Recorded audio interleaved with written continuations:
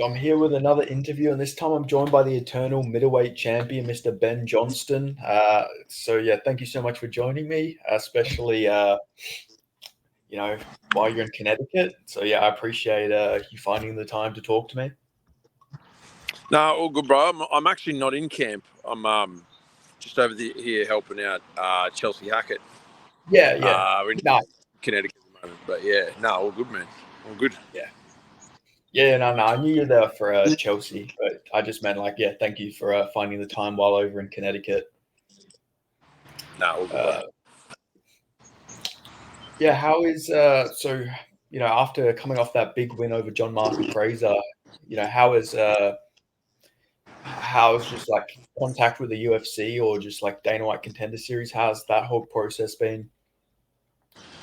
Bro, to be honest, I'm not involved in it. I sort of leave that with my management team, which is AP management. So they look after some obviously the big Aussie and Kiwi names. A lot of the guys from CKB and that too. So they're the right team. But yeah, no, I'm not in the room when the conversations happen, so I couldn't exactly tell you what the progress is.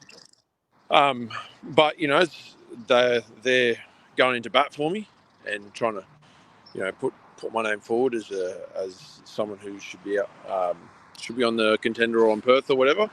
And at the end of the day, it's UFC's call as to whether they want me in there or not. So I'm just sort of staying ready and trying to stay busy on social media, trying to keep making noise and because I know I'd seen your interview. You said if you just say you lost a fight, you would probably retire. But are you looking to, if you don't get the opportunity, would you take another eternal fight in the meantime? Maybe, bro. Maybe we just have to see. It's a really strange timing, being that Contender Series is in the next, will start soon.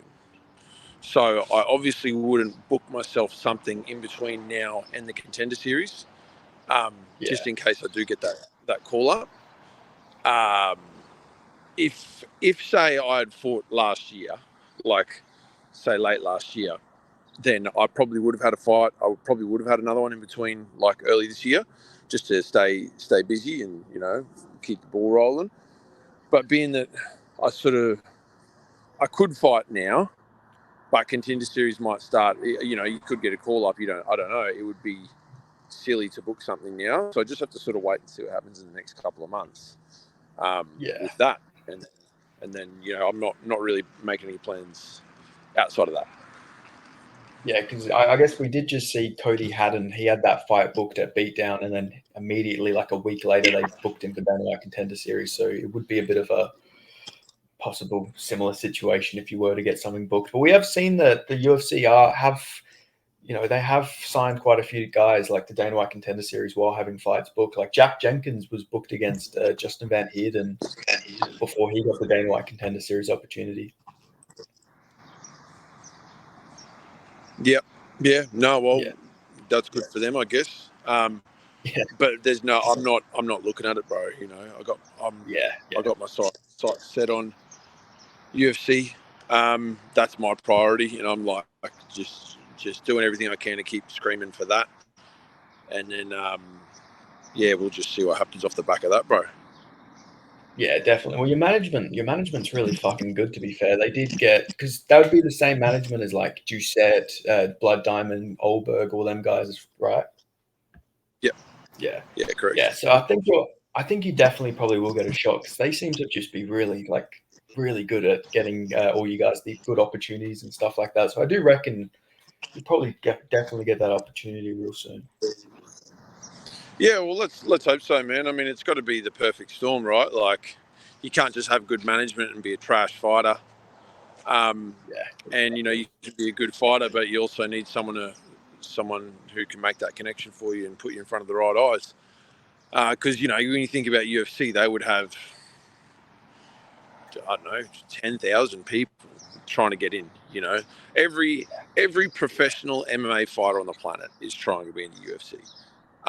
So however many that is across the whole world, So it's even with a good record and whatever, it's still quite hard to stand out from the crowd. So I'm sort of, you definitely need like guys like AP to put that case forward for me. Well, I definitely think you stand out quite a lot. There's not many people who are, world champion Muay Thai fighters and all of their wins bar one are by submission. So I feel like that does help you stand out quite a lot. You have 100% finish rate as well. I feel like that definitely does help you with the style points. Yeah, I hope so, bro. So, but yeah, like I said, if it's up to me, I'd be in there. Yeah. But I just have to wait to see what they come back with, and yeah, just in the meantime, I'll just keep screaming for it, keep making noise. It's been quite handy that people are getting behind me as well. Like a lot of people are sharing and commenting and just tagging the hell out of Dana White and Mick Maynard and all that. Yeah. So that all that stuff really does help. So yeah, I don't know if anyone's watching this at this point, but it's always appreciated. Yeah, definitely. Like, I mean, you do have a very supportive fan base as well. Like, obviously, when you fought Martin Fraser, it was in Queensland, and like you had half of fucking Logan City there. It felt like so. Like, you've got a very supportive fan base. So I feel like that will just help as well. Obviously, especially if there's ever a UFC fight night in Queensland or something like that, they would have to get you on there. You've got to be one of the like most popular fighters in the state. I'd feel like. I hope so, bro. If they put one on at the Logan Entertainment Centre, we will make history. UFC at the Logan Entertainment Centre, bro. It'd be rude not to get me on there. Could have the tougher brothers on there as well, bro. It'd be fire. It'd go off. There's a few Yeah, of us. There's a definitely. few of us knocking around Logan City. So. Well, even Anthony Drillich fights out of Perth, but he's originally from Logan City as well. So He is. He's a Woodridge boy. That's right. Yeah. yeah, Man. See, you know what I mean? It'd be rude not to. yeah. I mean, it is actually crazy when you look at it. There is quite a lot of talent just out of like one small part of like Queensland. Like, you guys definitely know how to bang. Like, especially, I mean, the tougher brothers, you're all Muay Thai / kickboxers as well. So and always an entertaining fight with you guys. Yeah. I don't know. It's a fight. There's a lot of talent does come out of Logan City, bro, across all sporting codes. Yeah. So yeah, maybe people emphasise sport more than education over here. That could be part of it, bro. Honestly, yeah, that probably makes a lot of sense. You guys are pretty sporty as well. Big like Tongan Samoan community as well, and obviously the Islanders do love their sports. Yeah. No, it's a good Polynesian community around here, bro. Yep, for sure. Yeah. So I got to ask a question. How did you make welterweight? Man, it was pretty tough. Like, yeah, I was actually just for something to do. I was like considering if I could do that cut one more time. Just like, I don't know, bro. I was just sort of sitting there getting antsy because I haven't had a fight and have, like what can I do now? I'm like, oh, maybe I could go to welterweight again. And then I just thought about how miserable that was, and there's just no way. There's no way I'd do it again, bro. Like, I'm sitting at like 90, 91 kilo mostly. So getting to welterweight 77 would be miserable, and that's 91 kilo lean. Like I'm one of those skinny guys that has abs all year round. So it would be very tough getting a welter, but I'm too small to be a light heavyweight as well. So I was like thinking, oh, maybe I can have another run at another division or something, and then I just said, you know what? No, I'll just stay put and see what happens with this UFC thing, and then worry about what happens off the back of that. But pretty safe to say I probably try for welterweight ever again. Yeah, I think you might be one of the tallest welterweights I've ever seen as well. Like, I can imagine that would have been like hellish weight cut, like you said. Like, you don't see many 6'4" welterweights. Like, you barely see any like 6'2", 6'3" welterweights, let alone 6'4". Yeah, well, yeah, no, I won't do it again, bro. It's just you just start to lose. You start to run out of places to lose the weight. Yeah, I can imagine. And weren't you like a heavyweight? Like when you fought Muay Thai at one point, wasn't one of your belts a heavyweight? No, I did fight up and down quite a lot. I've been like when I was younger. See, I used to fight at 79, right, for pretty much my whole Muay Thai career from about fight 15 onwards. Because I fought this bloke. I used to fight at like anywhere between 79 and 90 something. You know, like I've had fights up in the mid 90s. Just because I was like, fuck it, I'll fight. I don't care. What weight doesn't matter. And then I fought this bloke, Steve Behan, real good dude. I fought him once at 80 kilo and gave him a proper hiding. And then we fought again 2 years later at 86 kilo, I think. And I weighed in at 83 and he did a weight cut, did it properly, you know, he did his job. Like, did the weight cut, dehydrated and blew back up to probably like my size now, you know. And I just felt like a child. You know, he was just so much stronger than me. And that sort of just made me go, all right, well, I got to take this weight thing seriously. And that was sort of from then on, I was like, nah, I fight at 79 kilo. Like, I'm not doing the whole, I'll fight anyone at 95 or 87, whatever. I just went, I'm 79. I'll just get that right. And that'll be me. And, so then when I went to welterweight, I thought, okay, I can make 79, 77, just another kilo or two, or I can go up by 6 kilo, whatever it is, 5 kilo to 84. I'll have a go at going down. So that was my first one.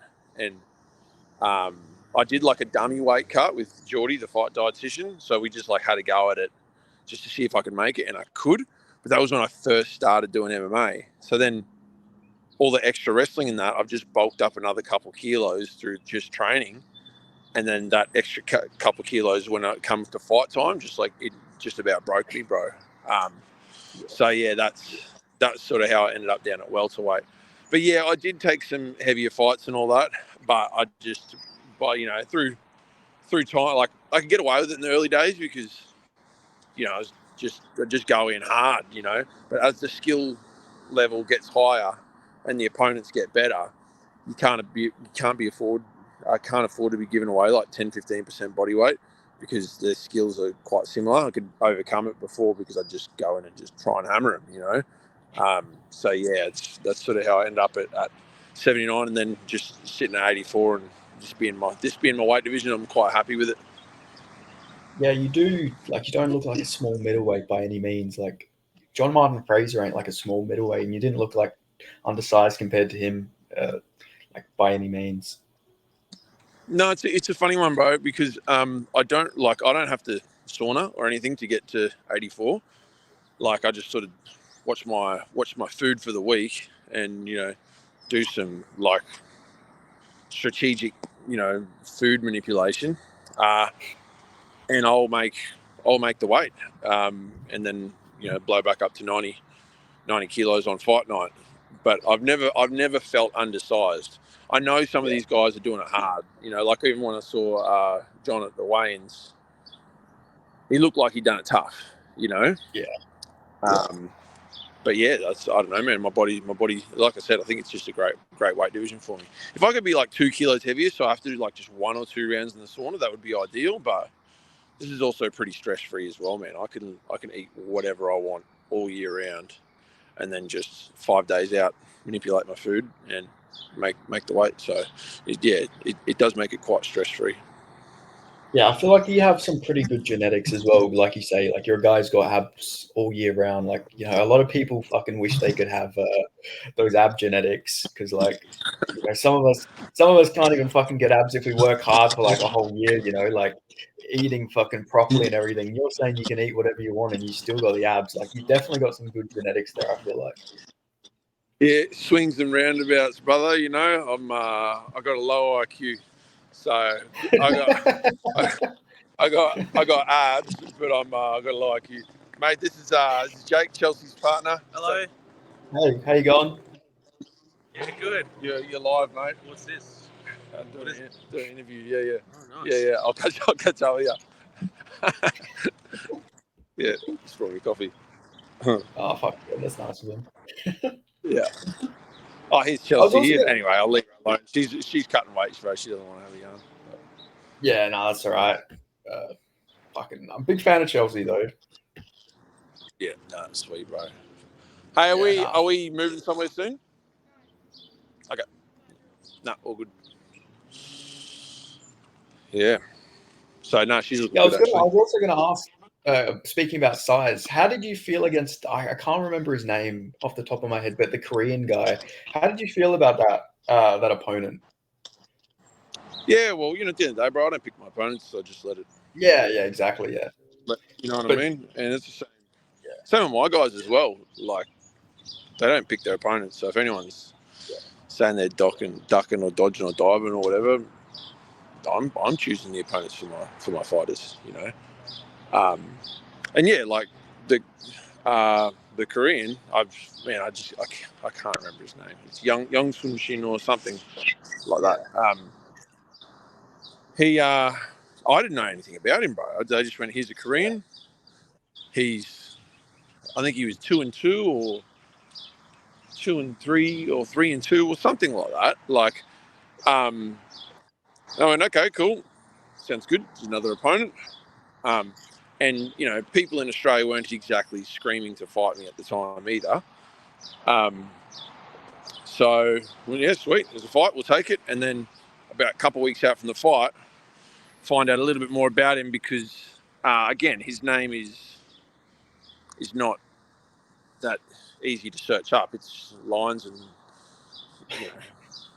you know what I mean? It's a bunch of squiggles. And in my eyes, it's a bunch of squiggles, So I can't exactly type it into Google. But I end up figuring out who he was, and I went and watched this fight. I swear to God, a fight I can watch. And it's a fight that he won. And I'm like, fuck, this guy's getting pumped. I'm watching him going, this guy's getting hammered. What is going on? He must pull out this random submission because on the Tapology it says he wins by rear naked choke. They had the record wrong. They gave it to the wrong guy. So in the end, his record wasn't 2-2. It was 3-1 or something like that. And the fight that he'd had was a weight division lower or something like that. I remember 2 weeks out going, oh, this is going to look bad. Seeing this guy. And, I'm like, oh, this is going to look bad. I have a feeling I'm going to hammer this bloke. And, but whatever, I'll take the green tick, and then, and I at the end of the day, bro, it's not, I think I said this to Mitch. I was screaming for the UFC afterwards because that's my job. I've got to make noise, and that's what I'm going for. And a few people were like, how can you scream for the UFC and blah, blah, blah after that? I'm like, yeah, fair enough. But don't forget I've been fighting for fucking 16 years and I've done all my whole Muay Thai thing. So, and then the next fight was John Martin Fraser and look how that went. So it was, exactly. I don't feel stupid for asking for it off the back of it. It wasn't a great opponent, but I know my abilities and, so I was pretty comfortable with calling for it. Some people had something to say about it, but whatever. Well, I feel like because he was from the road to something, or because it was Eternal has some deal with a Korean promotion. I'm pretty sure it felt sort of like the Koreans were trying to fucking kill this poor guy, to give him to you a 6'4" middleweight, and he's I think he had fought as low as lightweight. It's what the fuck were they trying to do to him? It's they were trying to get rid of him or something. I swear, because bro, I just pretty sure Cam, because I was asking Cam about this, and I said because they sent through the opponent. And again, I just go, yeah, well, whatever Eugene says, So, Cam's chasing, hey, have we got a yes or a no? And Eugene is sometimes hard to get a hold of. So he's asking me, I'm whatever Eugene says, bro, I'm not going to say yes or no, whatever he says. And he's this guy's been hacked wrestling me. Like the Korean apparently had been like trying to get this fight across the line. So it's not, I don't know who set it up or how it came about, but he was definitely trying to fight me. So hats off to him. He was game, and he did swing. Like he did have a crack. He's just it was too big, good and strong for him, I guess. Yeah, it was definitely out of his depth there, I feel like. But hey, like you say, you're having trouble finding opponents. So respect to him for signing his death wish so eagerly. But he did what he did. But it was still good performance. Like you look at the guys you fought, like because why did you take such a long time off MMA? Because I believe your debut was 2010, right? And then you just went back to the Muay Thai. Yeah, so I had never had any intention of doing MMA, bro. It was like I'd done about that MMA fight back in the day. I think people used to pull out on me all the time in Muay Thai, bro.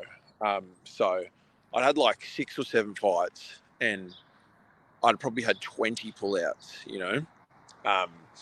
So this opportunity for this MMA fight came up in like 6 days' time, and I'd done like 6 classes or 7 classes of MMA at the time. And the gym that I was training at was not very good, but I didn't know. I had no reference point. I was just under some sort of illusion that I was a natural talent, because I'd go, and I'd never done MMA, but I'm like tapping out the instructor on the first day.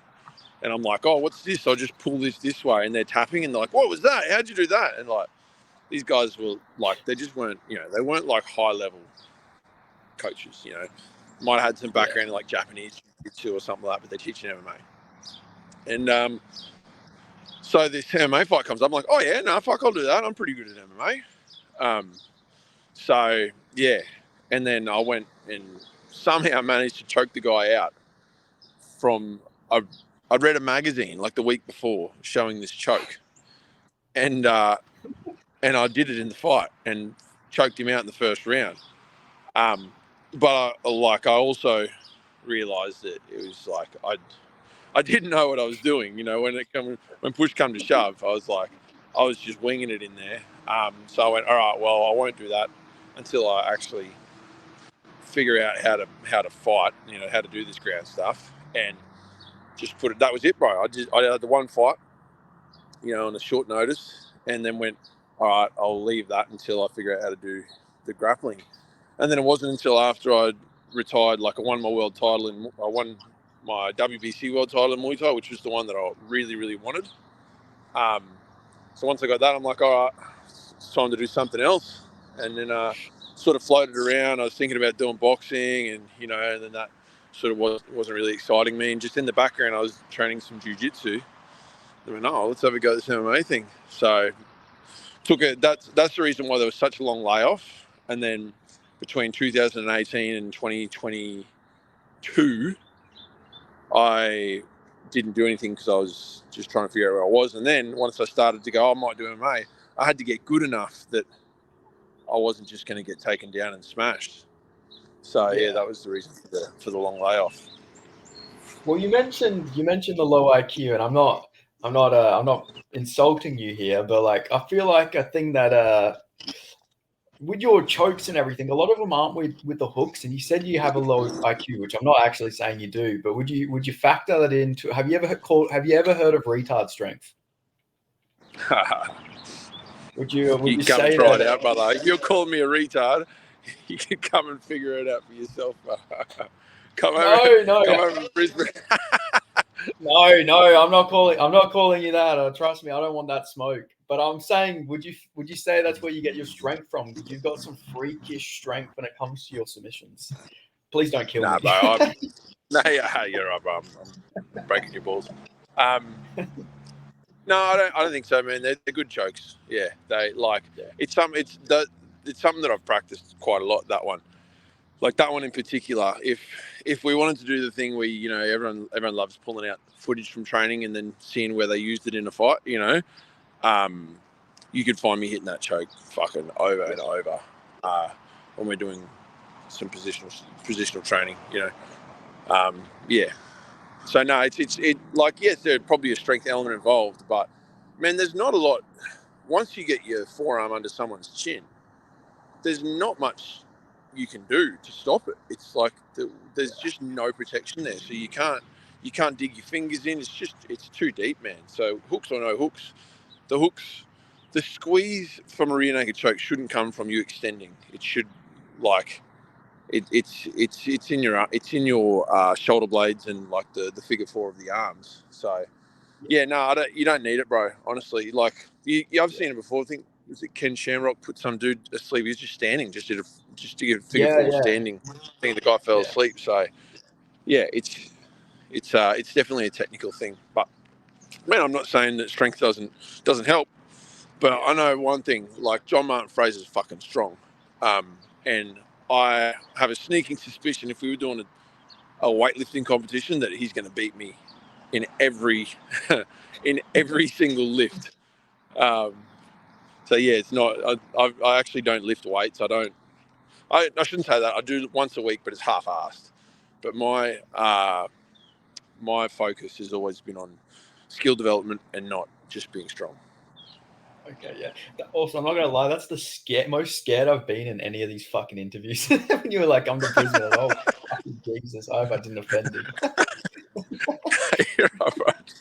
I just messed it around. It's all good.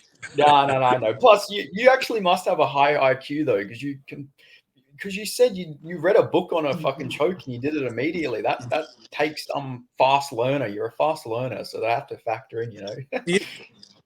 Bro, I think when you don't know anything, like in the beginning, when you don't know any skills, and like say it's your first day of jiu-jitsu, and I show you one move and it's the rear naked choke, all you're going to be doing is trying to hit that rear naked choke the whole time. So when I read that magazine, I learned dead set. I learned like 4 or 5 submissions that I knew. I knew a guillotine, a rear naked choke, an armbar, and a straight footlock. And I tried every single one of those moves in the first 2 minutes of that fight. Like the guy tried to take me down, I jumped a guillotine, then I go down, I'm on the ground underneath him, I try an armbar. And then he like pulls a footlock, and so while he's doing a footlock, I'm like, oh yeah, I think I know this one, so I'm trying to footlock him. And then somehow we ended up, like the ref stood it up. We both had each other in footlocks. And the ref went, oh, yeah, nah, stand up, because the ref didn't know what the fuck he was looking at either. This is the early days of MMA, don't forget. So the ref just stood it up. We're both deep in footlocks. And he goes, nah, stand up, nothing happened. So then he tried to take me down and took his back. And it's the same choke, bro. It's funnily enough, it's the same choke that I've been using on all the other guys. So.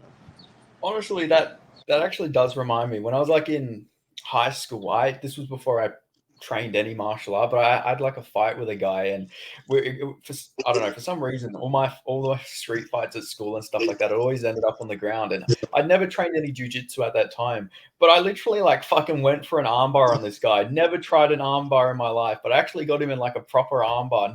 Never actually training it. Obviously the technique and everything wasn't there, but I had him. If I would have known to, a few more technical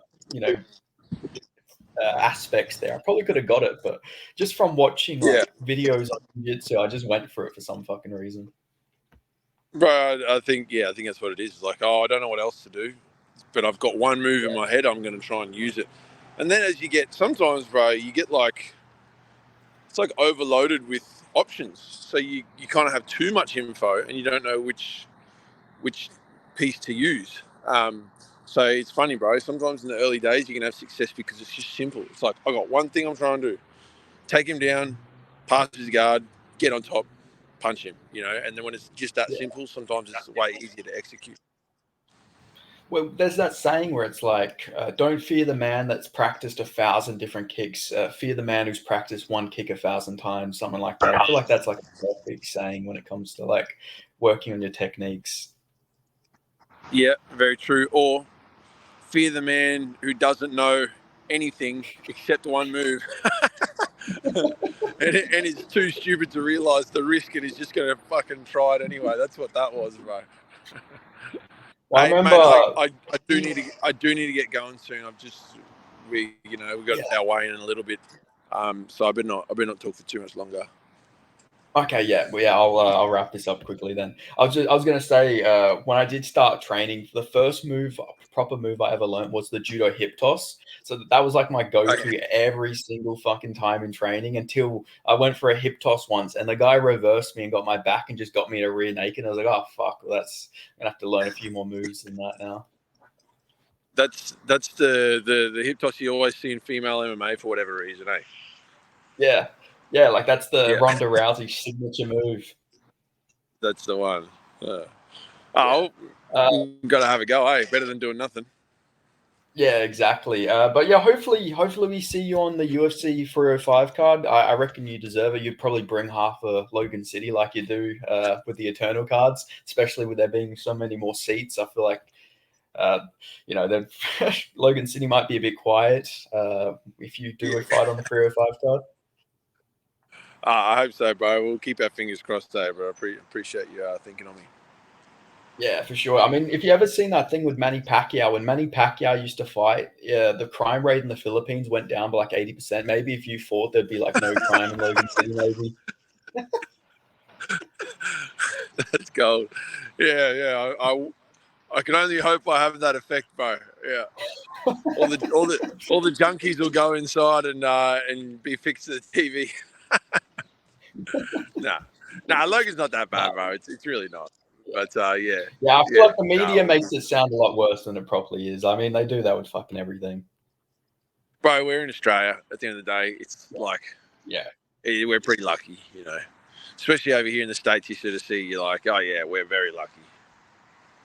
Yeah, I can imagine because you would be going to the States quite a lot for Chelsea's fights, so you'd probably see quite a lot of some of the Americans. Let's just say that some of the how some of the residents are. Yeah. Nah, man, we got it pretty good. Yeah, definitely. But yeah, it was good to talk to you, man. Thank you so much for the interview. Sorry if I was a bit all over the place. I hadn't I normally properly prep for the interviews, but I didn't think we'd be talking today. So I was sort of all over the place preparing last minute. So no, it's all good, bro. Just freestyle. It's all good. Yeah, no, I love to freestyle these interviews. Obviously, I did watch a lot of tape and everything of all your fights. But yeah, I hope you can get the opportunity. I'm a big fan of you. I love the Muay Thai fights as well. I went back and watched a bunch of your Muay Thai fights as well, which is really love the style of Muay Thai. It's very unique, I feel like. I think one of the commentators said it's a Queensland style of kickboxing. Yeah. No, it's I don't know, bro. It's just the way we used to do it, man. It's just try and hit them hard, So it's just how Dan Bell, my trainer at Iron Fist, I guess he probably had seen my general nature, I guess, and just tried to lean into that, or maybe it's just that was his nature too. So I took to it like a duck to water, It's like, oh yeah, sweet, we're just gonna hit this guy hard, cool. I can try that, So no, you look at the Thailand style; it's definitely way more technical. I'm not saying I'm not technical, but it's definitely more of an emphasis on it's a fight, bro. We're gonna try and thump him, That Logan City influence. Yeah, maybe, bro. Yeah, just that fucking slanging and banging style. I mean, yeah. Have you ever trained with the Tougher Brothers? Because I think I've seen they're training at CKB a little bit now, aren't they? Man, I think back in the day at one of the other, I took some guys over for some sparring, and we sort of, obviously I know the boys, but I don't think we've ever trained together. I don't think. Okay, yeah. But yeah, no, they're good. They're good guys, man. Yeah. Yeah, definitely. Because how long have you been at CKB? 2 or 3 years, maybe, back and forth. Okay. So, but yeah, it's a small community, bro. We all know each other. Like you said, they've been over before. They're obviously originally from New Zealand. So there's a connection there as well. So yeah. But no, bro, I better get in there. I'd better get in there. Yeah, don't worry. I was about to wrap it up just then. I was going to say, if you want to shout out any sponsors or anything just before we go, free feel free to. Mate, just shout out the guys from the gym at the end of the day, TFC. We're doing our thing over there. So if everyone's ever in Logan, come down and check us out. Yeah. Awesome. Well, thank you so much, Ben, for the interview. I love the name, by the way. Awesome name, best name going. Ben Supremacy right here. But yeah, cheers. And good luck to Chelsea, by the way. Which Chelsea luck? Thank you, bro. Thank you. I'll talk to you soon, mate. Easy. Gotcha. Okay. See you, mate. Bye.